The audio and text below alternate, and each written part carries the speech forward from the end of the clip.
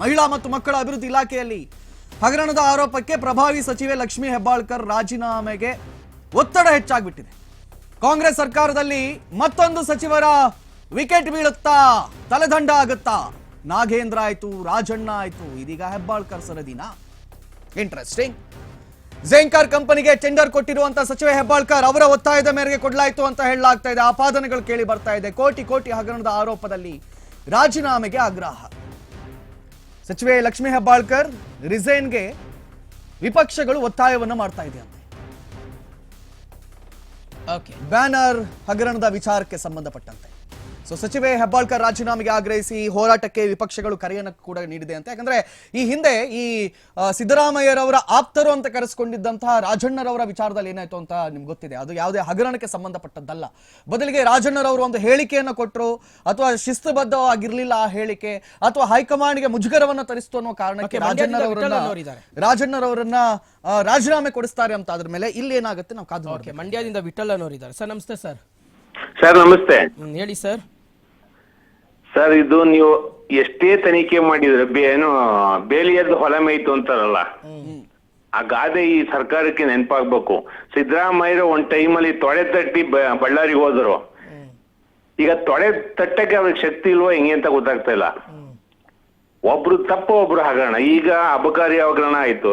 ಈಗ ನೀವು ಕೇಳ್ತೀರಾ, ನಾವು ಕೇಳ್ತೀವಿ ರಾಜೀನಾಮೆ ಕೊಡಿ ಅಂತವ. ತಗೊಳ್ಳೋರು ಯಾರಿದ್ದಾರೆ? ತಗೊಳ್ಳೋ ಅಂತಾರೆ ಈ ಕೆಲಸ ಮಾಡ್ಕೊಂಡು ಕೂತ್ಕೊಂಡಾಗ.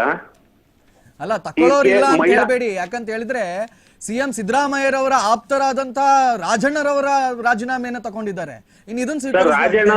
ಒತ್ತಡ ಹಾಕ್ಬೇಕಷ್ಟೇ ಅವ್ರ ಮೇಲೆ. ರಾಜಣ್ಣ ಅವರು ರಾಜೀನಾಮೆ ಕೊಟ್ಟಿದ್ದು because of D K Shivakumar ಹೋಗಿ ಅಲ್ಲಿ ಈಗ ನೀವು ಲಕ್ಷ್ಮೀ ಹೆಬ್ಬಾಳ್ಕರ್ ರಾಜೀನಾಮೆ ಕೇಳಕ್ ಹೋದ್ರೆ ಸರ್ಕಾರನೇ ಬೇಕಾದ್ರೆ ಅಲ್ಲಾಡೋ ಸ್ಥಿತಿ ಬಂದ್ರು ಬಂತೆ. ಅದ್ ನಿಮಗೆ ಅರ್ಥ ಆಗ್ಬೋದು ಯಾವ ಕಾರಣದಲ್ಲಿ ನಾನು ಹೇಳ್ತಾ ಇದ್ದೀನಿ ಅನ್ನೋದ. ಅವ್ರಿಂದ ಎಂತ ಶಕ್ತಿ ಇದೆ ಅನ್ನೋದು ಅಂತವ.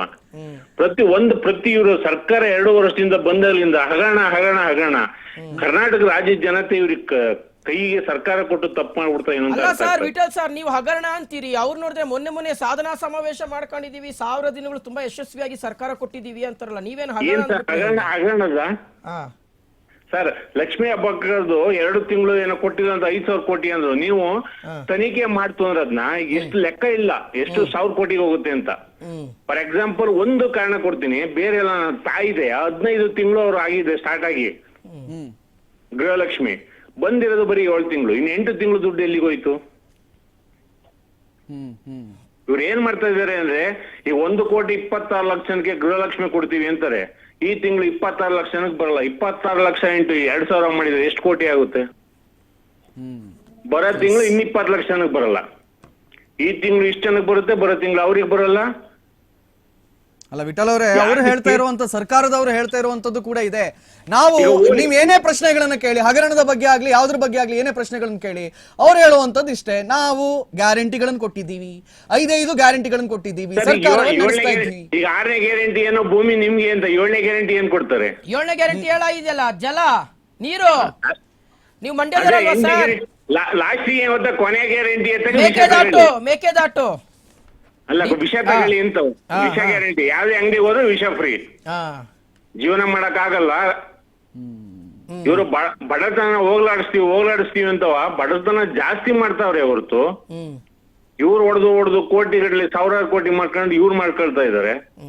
ಕೋಲಿ ಆ ಬಾಣ್ತಿಯರು ಮಕ್ಳು ಹೊಡೆದು ಅದ್ರದ್ದು ತಿನ್ಬೇಕಾ? ದುಡ್ಡು ಬಂದ್ರಾಯ್ತು ಸರ್, ದುಡ್ಡು ಬಂದ್ರಾಯ್ತು. ಯಾರ್ದಾದ್ರೇನು, ಯಾರು ಸತ್ರೇನು, ನಮ್ಗೆ ದುಡ್ಡು ಬಂದ್ರಾಯ್ತು ಅಷ್ಟೇ ಸರ್. ಇವರು ಬಾಣಿತನ ಮಾಡ್ಕೋಬೇಕಾದ್ರೆ ಒಂದು ಹೆಣ್ಣಾಗಿ ಬಂದಿಲ್ವಾ? ಇವರು ಬಾಣಿತನ ಮಾಡ್ಕೋಬೇಕಾದ್ರೆ ಎಷ್ಟು ಪೌಷ್ಟಿಕಾಂಶ ಬೇಕು, ನನ್ನ ಮಕ್ಳು ಚೆನ್ನಾಗಿರ್ಬೇಕು ಅಂತ ಅನ್ಬಿಟ್ಟು ಅವರು ಬಂದಿಲ್ವಾ? ಎಸ್, ಬಹುಶಃ ಇಲ್ಲಿ ಪೌಷ್ಟಿಕಾಂಶದ ವಿಚಾರದ ಕುರಿತಾಗಲ್ಲ ಸರ್, ಇಲ್ಲಿ ಬ್ಯಾನರ್ ವಿಚಾರದ ಕುರಿತಾಗಿ ಏನ ಪೌಷ್ಟಿಕಾಂಶದ ಕೊರತೆ ನೀಗಿಸೋಕೆ ಏನ್ ಗವರ್ಮೆಂಟ್ ನೀಡ್ತಾ ಇದೆ ನೋಡಿ, ಅದರ 50 ವರ್ಷದ ಸಾಧನೆಗೆ ಅಂಗನವಾಡಿಗಳಲ್ಲಿ ಪೂರೈಕೆ ಆಗುವಂತಹ ದವಸ ಧಾನ್ಯಗಳೇನಿದಾವೆ, ಪೌಷ್ಟಿಕಾಂಶಯುಕ್ತವಾಗಿರ್ತಕ್ಕಂಥ ಆಹಾರ ಏನಿದೆ, ಅದರಲ್ಲೂ ಸಹ ಅವ್ಯವಹಾರ ಸರಿಯಾಗಿ ಆಹಾರ ಪೂರೈಕೆ ಆಗ್ತಿಲ್ಲ ಅಂತ ಇರ್ತಕ್ಕಂಥದ್ದು ವಿಠಲ್ ಅವರು. ಥ್ಯಾಂಕ್ ಯು ವಿಠಲ್ ಅವರೇ ಕಾಲ್ ಮಾಡಿದ್ದಕ್ಕೆ.